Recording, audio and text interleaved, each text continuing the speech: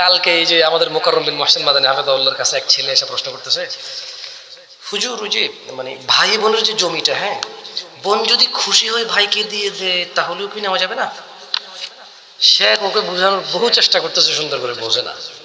পরে আমি বললাম যে শোনো, এদেশের বোনেরা খালি বাপ থেকে জমি পায় না, জামাই মরে গেল বউ কি জমির মালিক হয় কিনা? আমি বলি তোমাদের টাঙ্গাইলে গত 50 বছরে একটা মহিলা দেখাও জামাই মরার পরে যে সম্পত্তি জামাই থেকে পেয়েছে ওখান থেকে বাইরে দিয়ে গেছে খুশি মানি? একজন দেখাও? কয় নাই। তোমার বাপেরটাও খুশি মানি সে দেয় না, তোমরা এরকম একটা রীতি রেওয়াজ বানায় রাখছো। ও মহিলা ভয়ে দেয়, পরে তুমি ওকে দাওয়াত দিবা না, খোঁজ খবর নিবা না। এটাকে বলো তত্ত্ব তালাশ। আমরা কি বলি এটাকে আমাদের ভাষায়? শুদ্ধ ভাষায় কি কই আমি জানি না, আমরা এলাকায় আমরা কি কই? তত্ত্ব তালাশ কই আমরা। ও বোন জানে যে তত্ত্ব তালাশ করতো না। আর ভাই ও হিতে কিচ্ছু ইয়ে নেই, হিতে দিয়ে হিতে যাইতে লোক গেছে কেন? অথচ অর্ধেক নিয়ে গেছে। কতটুকু নিয়ে গেছে? বাকি অর্ধেক কিন্তু আল্লাহ তাআলা ভাইকে দিয়ে দিছে বোনের সবসময় যত্ন নেওয়ার জন্য, রাইট? ও হ্যাঁ, ভালো কথা। আমি ওই দিন আমার আব্বাই কইলো, ও বেটা কি অংশ অংশ নিলে ধ্বংস হয়ে যায়। অংশ নিলে নাকি ধ্বংস হয়ে যায়? তো তাহলে তো সব পুরুষ ধ্বংস, সব বাপের অংশ নিয়েছে সবাই। পুরুষরা কি বাপের অংশ নেয় না, মায়ের অংশ নেয় না? তাহলে বুঝছি এই জন্য মনে হয় এত এই বাংলাদেশে যত অধঃপতন মনে এই জন্যই সব বাপের জমি খায় এই জন্য। আরে না, আল্লাহ মাফ করুক আমাদেরকে। শুনুন, তাহলে আজকে নিজ নিজ করবেন যে দিনে 5 ওয়াক্ত নামাজ যদি না পড়ি আমি মুসলিম থাকি কি না। ধরেন আমি 1 ওয়াক্তও পড়ি না, শুক্রবারে তাও মাঝে মধ্যে মিস যায় আমার, বাসে বসে আছি, টেম্পুতে বসে আছি, ইয়া আল্লাহ, ঢাকা শহর গেলে বোঝা যায় মানুষ আমরা কত নিচে নামছি। জুমার নামাজ কিছু মানুষ পড়তে পড়তে রাস্তা পর্যন্ত মুসল্লা বিছায় না, তখনও বাস টেম্পু দাঁড়ায় আছে সিরিয়ালে যাবে, কেউ নামাজ পড়ে না। ড্রাইভাররা কেউ কেউ তো পড়ে, যে পড়ে তাকে তো আর বাসে নাই, কিন্তু তখনও তো জ্যাম, কারো হাতে বাইক, কারো হাতে সিএনজি, কারো হাতে বাস। এই দেশ 90% মুসলমান দেশ হলে সব কি হিন্দু? ওখানে তো 100 জন ড্রাইভারের মধ্যে 90 জন মুসলমান আছে না? তো নাইলে এই দেশ 90% মুসলমান দেশ কেমন হইব? বাস ড্রাইভার 100 জনের মধ্যে 90 জন যদি মুসলমান না হয়, ট্রাক ড্রাইভার, তারপরে যে চায়ের দোকানদার, রিক্সাওয়ালা, পয়সাওয়ালা, ধনী, তারপরে হচ্ছে যে শিক্ষিত, ডাক্তার, ইঞ্জিনিয়ার, 100 জনের যদি 90 জন মুসলিম না হয় তাহলে 90% মুসলমান দেশ কেমন হইব? আরে গাছে সিনলো মাসে সিনলো সিনলো বনের হরিণে, আমরা নবীর উম্মত হইয়া নবী জান রে চিনলাম না। সবাই মারহাবা বলবে, রাইট? আচ্ছা, আরে বলবে রে ভাই, আপনারা বলিয়েন না, মানে এইভাবেই তো হয় মাহফিল। তো আলোচনার বিষয় কি হবে এটা অত্যন্ত জটিল নির্ধারণ করা, যেখানে সামনে শ্রোতাদের মধ্যে কারো আল্লাহ আরশের উপরে আর কারো আল্লাহ সব জায়গায় বিরাজমান। আল্লাহই 2 রকম এই দেশে।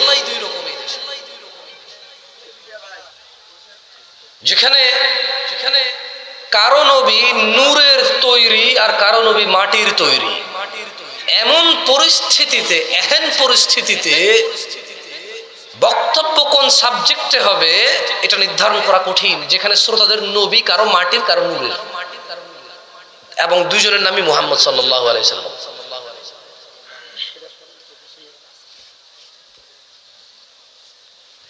যেখানে মসজিদের সভাপতি ঘুষখোর হইতে পারে, যেখানে পায়ের উপরে পা তুলে বসলে বেয়াদবি, দাড়ি কাটলে বেয়াদবি না, এমন সমাজে কি বিষয় বক্তব্য দেবে এটা নির্ধারণ করা খুবই কঠিন। যেই সমাজে দিন প্রচারক তথা ইউটিউবার এবং ফেসবুকার এদের মতো ঈশান নামাজি পড়ে না, সে ওয়াজ রেকর্ডিং করে প্রতিদিন, যেই সমাজে একটা থাম্বনেইল দিবে দেখেন কে কাকে কিভাবে বাঁশ দিছে বলে, এবং সে এটাকে দিন প্রচার মনে করে, ওই সমাজের অসুস্থ মস্তিষ্কের যুবক এবং প্রচারককে সামনে পেলে বক্তব্যের টপিক কি হবে এহেন পরিস্থিতি নির্ধারণ করা কঠিন। যে সমাজে মানুষকে দ্বীনের কথা বলতে গেলে বিরিয়ানি রান্না করে আনতে হয়, এই পরিস্থিতিতে দিনের প্রসারের টপিক কি হবে সেটা বলা কঠিন। যে সমাজের প্রত্যেকটা মানুষ চায় সামনের লোকটা ভালো হয়ে যাক, আমি হব না, এমন পরিস্থিতিতে কি সাবজেক্টে আলোচনা হবে নির্ধারণ করা অত্যন্ত জটিল। যে সমাজে যদি এখন বলি দাড়ি কাটা হারাম, শুক্রবার আল্লাহর জমিনে যে কটা দিন আছে, ইয়মুল জুমা, জুমার দিন সবচেয়ে উত্তম দিন, তুমি ওই দিনটাকে নির্বাচন করো দাড়ি শেভ করার জন্য, বলবে হুজুর কথা তো ঠিক কইছেন, কিন্তু সে আগামী শুক্রবার যায় শেভ করে যাবে। এমন যুবক এবং এমন মুসলিমদের সামনে কি টপিকে আলোচনা হবে যে দাড়ি কাটা হারাম আপনি বলবেন, আপনাকে বলবে আপনি একদম ঠিক কথা বলছেন, পরের শুক্রবারে যে সে দাড়ি কাটবে, এমন যুবকের সামনে কি বক্তব্য হবে, কি বিষয় নিয়ে আলোচনা হবে। এমন পুরুষের সামনে যে পুরুষ চিন্তা করে মেয়ে বিয়ে দিয়ে নাতি নুৎকুর হয়ে গেলে, নানা হয়ে গেলে দাড়ি রাখবে, এখনো বয়স হয় নাই। যে সমাজের মানুষের 14 বছর বয়সে দাড়ি ওঠে, সে দাড়ি রাখবে 50 বছর বয়সে, এই সিদ্ধান্ত নেয়। এমন মানুষের সামনে কি বিষয়ে আলোচনা করা হবে সিদ্ধান্ত নেওয়া কঠিন। যে সমাজে প্রত্যেকটা বাপ চায় তার ছেলে হুজুর হয়ে যাক, সে নিজে হুজুর হয়ে যেতে চায় না। রিক্সা চালায়, এক ওয়াক্ত নামাজ পড়ে না, ছেলেকে মাদ্রাসায় দিছে কেন? একটু দিন ধর্ম শিখবে, বাট সে নামাজও পড়ে না। যেই সমাজের বাপেরা মনে করে তার ছেলে আলেম হওয়া উচিত, বাট তার না, তার হওয়ার দরকার নাই, এমন বিকৃত মস্তিষ্কের মানুষের সামনে সিদ্ধান্ত, বাজে সিদ্ধান্ত নেওয়া মানুষগুলোর সামনে বক্তব্যের আলোচনা কি হবে বলা মুশকিল, অবশ্যই বলা মুশকিল। যেখানে 50,000 টাকা দিয়ে বক্তা আসবে, অন্য বক্তা কি ভুল বক্তব্য দিয়ে গেছে সেটা প্রচার করবে, অথচ এই মানুষগুলোকে একটা সুন্নত শিক্ষা দিয়ে যাবে না, শ্রোতারা এতে অভ্যস্ত হয়ে যাবে এবং ওইটাকেই দিন প্রচার মনে করবে। এই ধরনের শ্রোতার সামনে বক্তব্যের সাবজেক্ট কি, সিদ্ধান্ত খুবই কঠিন সিদ্ধান্ত নেওয়া। যে সমাজে লেকচাররা আসবে আমল শিখাবে, এটা না করে লেকচাররা আমল করায়। আমি আপনাকে বলবো সুবহানাল্লাহ বললে আসমান আর জমিনের মধ্যবর্তী খালি জায়গা পরিপূর্ণ হয়ে যায় নেকিতে। আপনি সুবহানাল্লাহ পড়িয়েন, আমি এটা না করে আপনাকে আমি পড়াচ্ছি এখানে, অথচ আমার উচিত আপনাকে এটা শিখিয়ে দেওয়া এবং আপনি যখন তখন পড়বেন এটা। যেখানে আমি আপনাদেরকে বলবো যে লা ইলাহা ইল্লাল্লাহ সর্বোত্তম জিকির, সর্বোত্তম কি জিকির, সেখানে আমি আপনাদেরকে জিকিরটা না শিখিয়ে আপনাদেরকে জিকির পড়াই। সবাই বলেন লা ইলাহা, জিকির করাইছি শিখাই নাই। এখান থেকে বের হওয়ার পর আর কেউ জিকির করে না, মনে করে হয়ে গেছে আগামী বছর ওয়াজ আবার একবার করে নেব। জিকির হয়ে গেছে হজের মতো, বছরে একবার আসে ওয়াজ মাহফিলে। এমন পরিস্থিতিতে মানুষের সামনে বক্তব্য দিয়ে মানুষকে সন্তুষ্ট করা, মানুষের পছন্দের বিষয়ে কথা বলা খুবই কঠিন, খুবই খুবই কঠিন।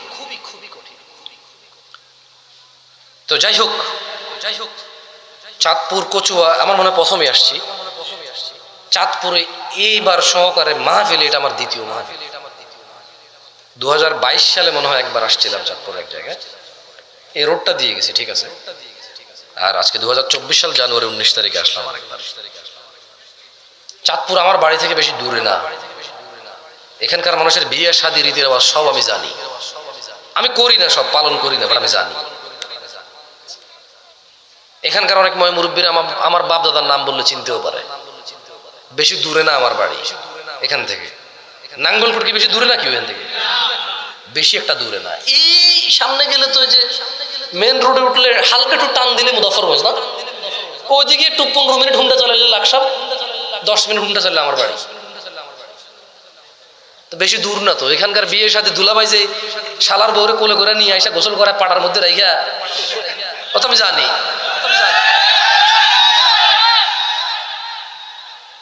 কথা বোঝেন নাই? তো এখানে যে ওই যে কুলার মধ্যে ধান, কুলার মধ্যে চেরাগ, নতুন বউরে বরণ করে নেয় কুলার চেরাগ দিয়ে। কি বেশি দিন আগের কথা নেই। আরে বেটা অন উড়ি গেছে, কারণ তোরা পালায় বিয়ে করস, সবাই রীতি পালন করবে কই, রীতিরেওয়াজ পালন করবে কই। আর ওলা বাড়ি সব মাইয়া নিয়ে ফুফির বাড়ি খালার বাড়ি, এবার ফুফি বাইরে বোঝায় ভাই খারাপ হইতো না, মাইনা নেই। তো রীতি রেওয়াজ পালন করবো কি, বাপে কর আমি তেজ্য করে দেবো, পোলা কো আমি বাপের ঘরে না গেলে কি এসে যায়। আমি এখন বড় হয়েছি, সাইকেল চালাম, রিক্সা চালাম, এই মেয়ে ছাড়া বাঁচবো না। বস্তিতে যেয়ে থাকবো, তারপরে তোরে সকিনা, তোরে ছাড়া বাঁচবো না। এমন পরিস্থিতি তো আসলে ওই রীতি, যদি রীতি রেওয়াজ মানে এখন ওইগুলোই মানে, ঠিক না? আমি যখন বিয়ে করতে গেছি, বুঝছেন, আমরা একটা করছি আলহামদুলিল্লাহ। তো এখন ওই যে আস্তাগফিরুল্লাহ আল-আযীম, যে গেটের মধ্যে মিষ্টি চিনি খাওয়ানোর জন্য বলাবেন টেবিল টেবিল বসাইছে, টাকা নেবে, রাইট? আমি তো টাকা দিব না। আমি বললাম যে বিয়ে সারা জীবন শুনলাম সবাই করে শুভ কাজ, শুভ কাজে বাধা প্রথমে ঢুকতেই, মানে আমি শ্বশুরের বাড়ির দিকে ঢুকবো, বিয়ে পড়বো, মধ্যখানে গেট বানায় দাঁড় করা বলছে যে যেতে পারবে না এখানে টাকা না দিলে। আমি বুদ্ধি করে বললাম যে এটা কেমন কথা, আস্তাগফিরুল্লাহ, শুভ কাজে বাধা, চলো আমরা ফিরে যাই। কারণ আগে মানুষ বলতো বিধবা মহিলা দেখলে যাত্রা অশুভ হবে, বিড়াল চলে গেলে যাত্রা অশুভ হবে। সেই প্রেক্ষিতে চিন্তা করলে তো আইরে বিয়ের বাড়িতে ঢোকার আগে বাধা, চলো আজকে বিয়ে হবে না, যদি হিসেবে ওইটা হয় আর কি। তো যাই হোক, আমার জ্যাঠা হালকা চোখ টিপ দিয়েছে, বলছে এত এত কিছু বোঝে না। আমি মনে পার হয়ে গেছি, ওরা দিছে মনে হয় টাকা, বলছে আমরা দিচ্ছি, ওরে ধরিও না। এই যাই হোক, একটা ছোট্ট গল্প বললাম আর কি। হ্যাঁ, ওরে বাপরে বাপ, বিয়ে করছি সেই কত বছর আগে, আল্লাহ সুবহানাল্লাহ। দেখুন চাঁদপুরের মানুষ, ইত্তাকু রাব্বাকুম, নিজেদের প্রতিপালককে ভয় করুন এবং ভালোবাসুন। আহলুস সুন্নাত ওয়াল জামাআহ, সুন্নি সুন্নতি এইভাবে চিল্লাচিল্লি করলে সুন্নত হয় না। সুন্নতকে আঁকড়ে ধরতে হলে কোরআন ও সুন্নাহ যা বলে তা করতে হয়, যা নিষেধ করে তা বর্জন করতে হয়, তাইলে সুন্নি হওয়া যায়, এছাড়া সুন্নি হওয়া যায় না। শুরুতেই বলে রাখি, ইন্নাদ দীন ইনদাল্লাহিল ইসলাম, নিশ্চয়ই ইসলামই আল্লাহর নিকট একমাত্র দিন। ওয়া মাখতালাফাল্লাযীনা উতুল কিতাবা ইল্লা মিন বা'দি মা জাআহুমুল ইলমু বাগিয়ান বাইনাহুম, আর যাদেরকে কিতাব দেওয়া হয়েছিল তারা কেবল পরস্পরের বিদ্বেষবশত তাদের নিকট জ্ঞান আসার পর মতনৈক্য ঘটিয়েছিল। আপনি যদি একটু লক্ষ্য করেন সূরা আল ইমরানের 19 নম্বর আয়াত, আল্লাহ বলছে এ শিয়া সুন্নি, চিশতি সাবেরি, তরিকত হাকিকত, মারিফত শরীয়ত, চরমনাই আট্রসি, ফুরফুরা মাইজভান্ডারি, ওলিপ তিলিপ, জৈনপুরি, সালাফি, আহলে হাদিস, তাদের কাছে কোরআনুল কারীম স্পষ্ট হয়ে আসার পরেও তারা কোরআনকে প্রত্যাখ্যান করেছে নিজেদের দ্বন্দ্বের কারণে। এটা আমি বলছি না, সূরা আল ইমরান বলছে। না না, সালাফি, সহিহ আকীদা, আহলে হাদিস, জৈনপুরি, ওলিপ তিলিপ, মাইজভান্ডার, সরসিনা, না না, এগুলো এভাবে আসেনি। সূরা আল ইমরানের 19 নম্বর আয়াতটা খোলেন না। আপনার এলাকায় কি কোরআন কি নাই নাকি? এত ভুল বললে ধরে দিবেন, আমাকে সংশোধন করে দেবেন। যদি ভালো না লাগে এখান থেকে নামবো, 2টা বাড়ি দিবেন জুতা দিয়ে, বলবেন যে আল্লাহ ইসলামের শত্রুকে বাড়ি দিছি, নেকি দিও। আমি বলবো আল্লাহ দিন প্রচার করতে এসে বাড়ি খেয়ে গেছি, তুমি নেকি দিও। খালাস, বিচারের মাঠে ফয়সালা হবে, কে নেকি পাবে, শেষ, ঝামেলা শেষ। ঠিক আছে, ঝামেলা শেষ। আপনার রাগ থাকলে মিটাই নেবেন, ভুল বলবে ধরে দেবেন। সূরা আল ইমরান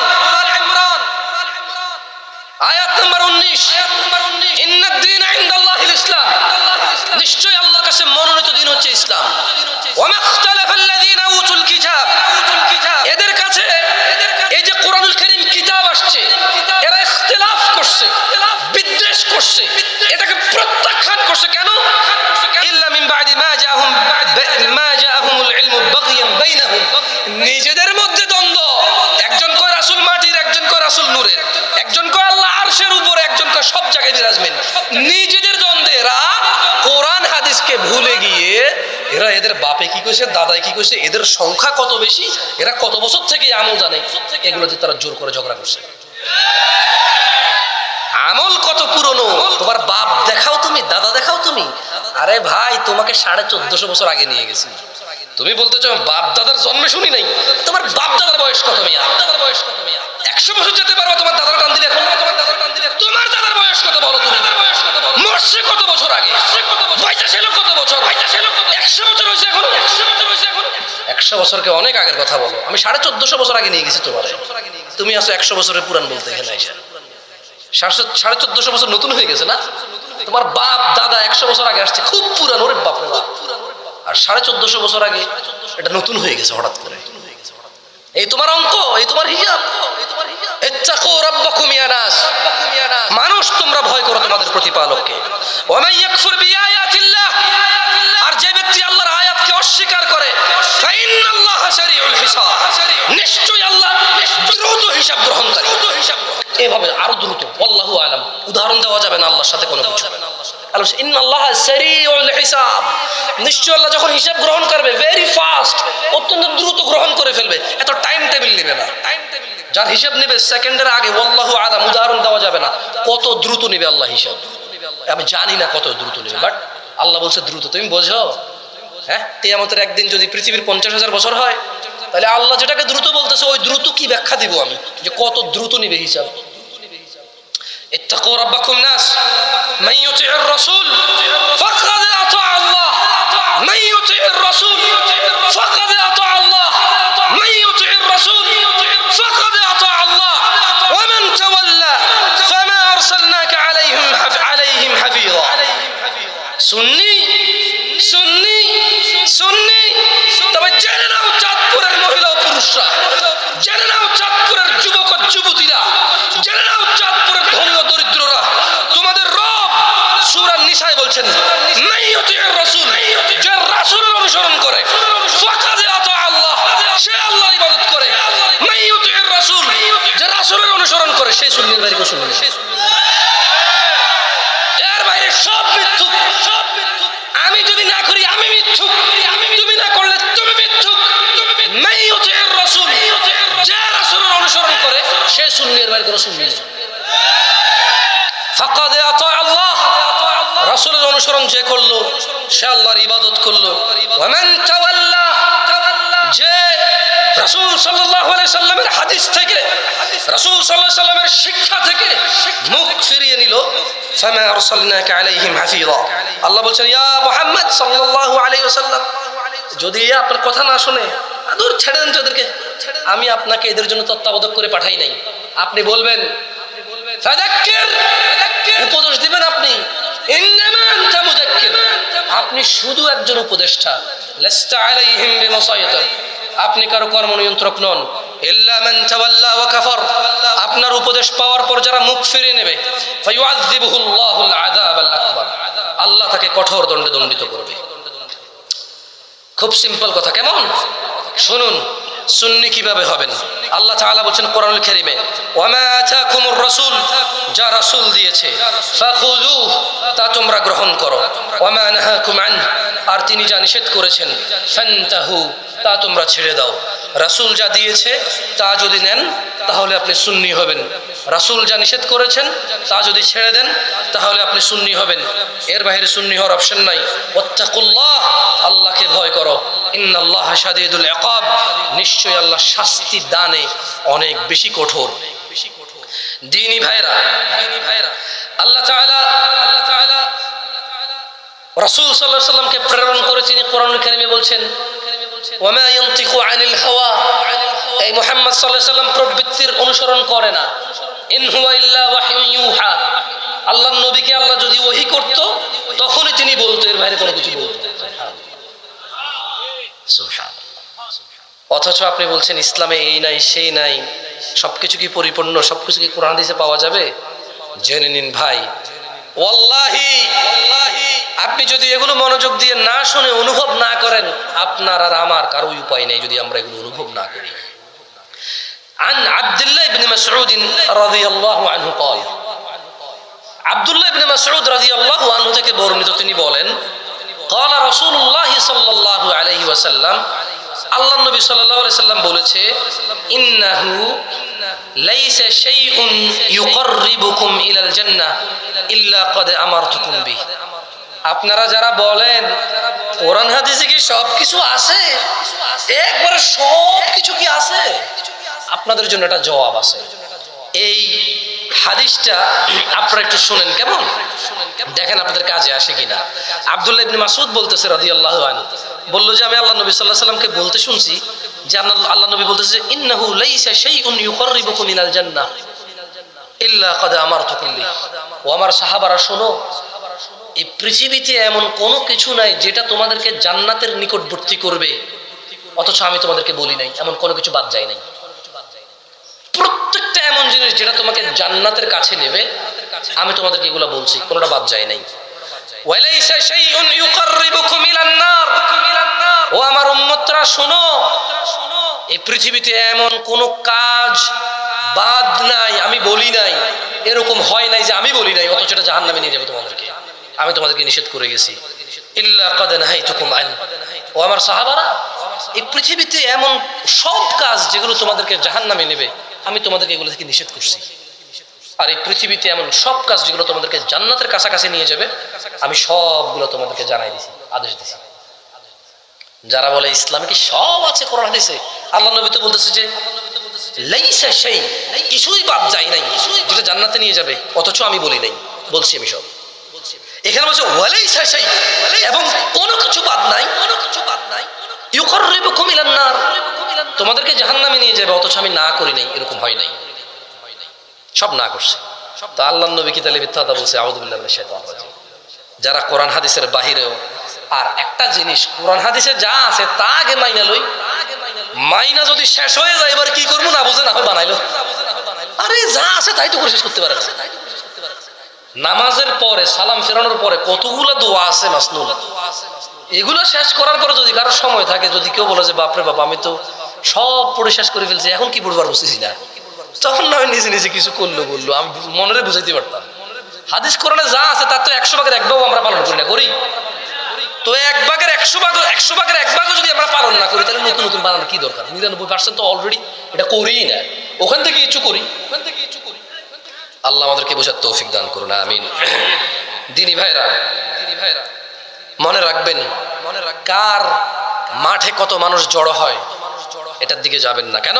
আন আবি হুরায়রা রাদিয়াল্লাহু আনহু قال, আবু হুরায়রা রাদিয়াল্লাহু আনহু থেকে বর্ণিত, তিনি বলেন قال রাসূলুল্লাহ সাল্লাল্লাহু আলাইহি ওয়াসাল্লাম, আল্লাহর রাসূল সাল্লাল্লাহু আলাইহি ওয়াসাল্লাম বলেছেন, বাদা আল ইসলামু গরীবা, ইসলামের সূচনা শুরু হয়েছিল অপরিচিত অবস্থায়, ওয়া সায়াউদু কামা বাদা গরীবা, অচিরেই খুব শীঘ্রই এই কিছুদিনের মধ্যেই ইসলাম আবার শুরুর মতো অপরিচিত অবস্থায় চলে যাবে।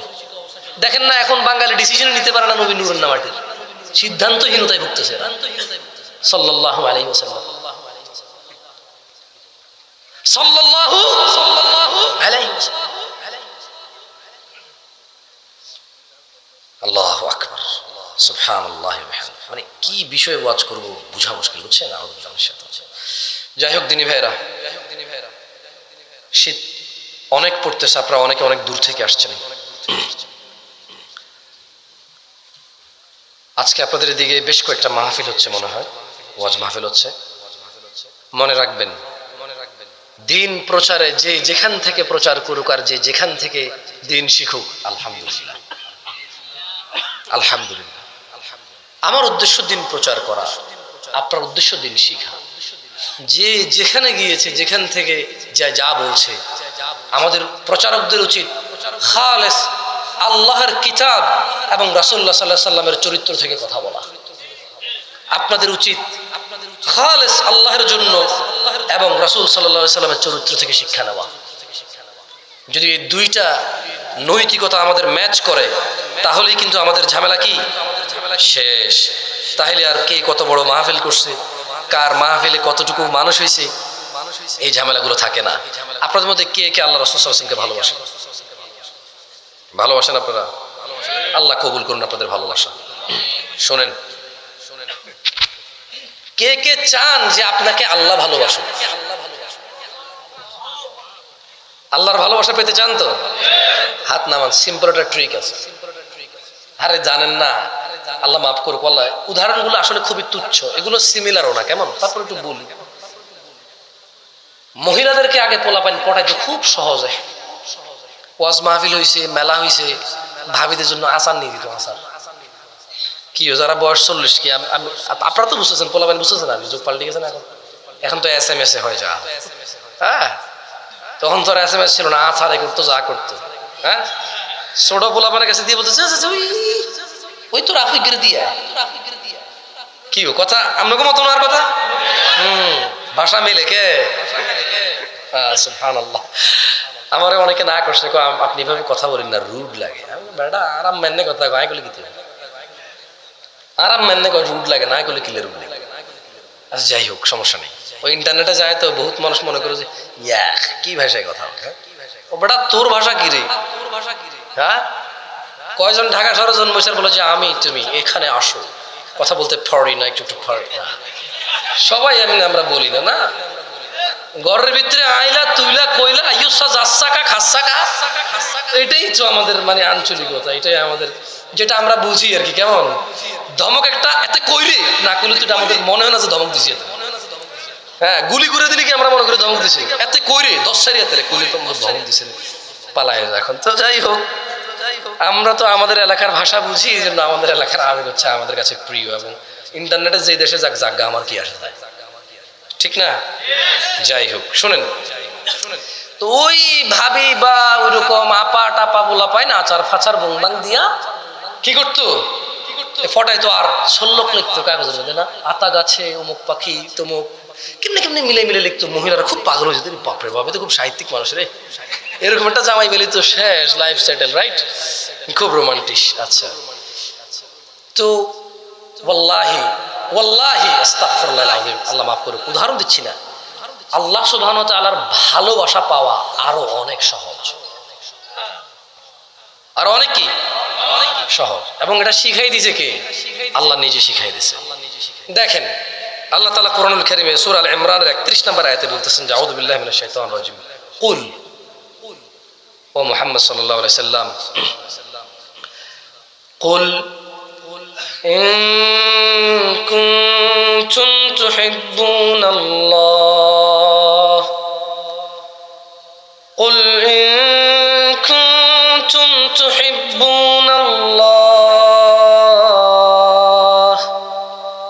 ফাত্তাবিউনি ইউহিব্বুকুমুল্লাহ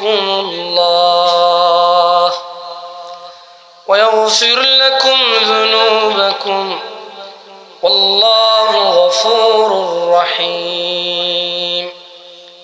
একটা সিম্পল কাজ করলে আল্লাহ পৃথিবীর প্রতিপালক, জান্নাতের মালিক, আল্লাহি জান্নাতের মালিক, জাহান্নামের মালিক নিজে আমাদেরকে ভালোবাসে।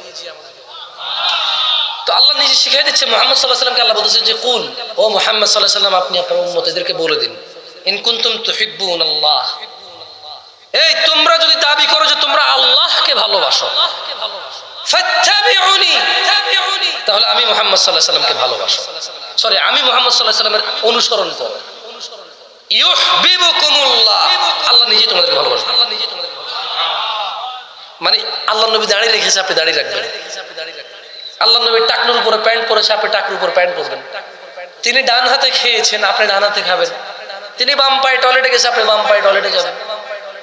তিনি ডান কাত হয়ে শুয়েছে, আপনি ডান কাত হয়ে শুইবেন। তিনি ঘুমের দোয়া পড়ে শুয়েছে, আপনি ঘুমের দোয়া পড়ে শুইবেন। তিনি বিসমিল্লাহ বলে খেতেন, আপনি বিসমিল্লাহ বলে খাবেন। তিনি বিসমিল্লাহ বলে যে কোনো কাজ শুরু করতেন, আপনি বিসমিল্লাহ বলে যে কোনো কাজ শুরু করবেন। তিনি খাওয়া দাওয়া শেষে আলহামদুলিল্লাহ বলতেন, আপনি আলহামদুলিল্লাহ বলবেন। সিম্পল। মানে উনি যা করেছে আপনি শুধু ফলো করবেন, যে খাওয়ার সময় আল্লাহ নবী কি করেছে, নামাজের সময় তিনি কি করেছে, জিকিরের সময় তিনি কি করেছে, বিকালবেলা তিনি কি করেছে, মাগরিবে তিনি কি করেছে, কোনো কাজকর্মের আগে তিনি কি করেছে, বিয়ে শাদী তিনি কিভাবে করেছে, বাচ্চা কাচ্চা কিভাবে লালন পালন করেছে, তিনি মুআমালাত বিজনেস কিভাবে করেছে, তিনি লেনদেন কিভাবে করেছে, তিনি কিভাবে সাক্ষী নিয়েছে, কিভাবে সাক্ষী দিয়েছে, আপনি শুধু এগুলো ফলো করবেন, দ্যাটস ইট। আল্লাহ পৃথিবীর প্রতিপালক, আরশে আযমের মালিক আপনাকে ভালোবাসবে। আর কি লাগবে আপনার? লা ইলাহা ইল্লাল্লাহ, লা ইলাহা ইল্লাল্লাহ।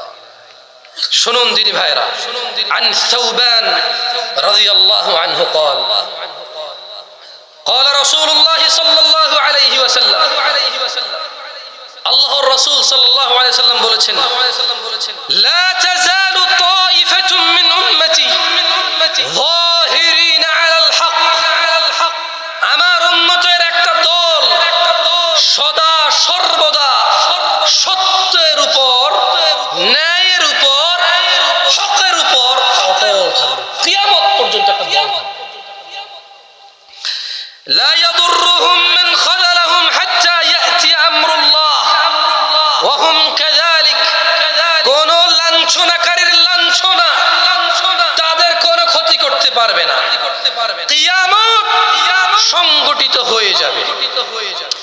যতক্ষণ না কিয়ামত হয়, কোন লাঞ্ছনাকারীর লাঞ্ছনা, কোন ঘৃণাকারীর ঘৃণা, কোন অপবাদ দানকারীর অপবাদ তাদের কোনো ক্ষতি করতে পারবে না।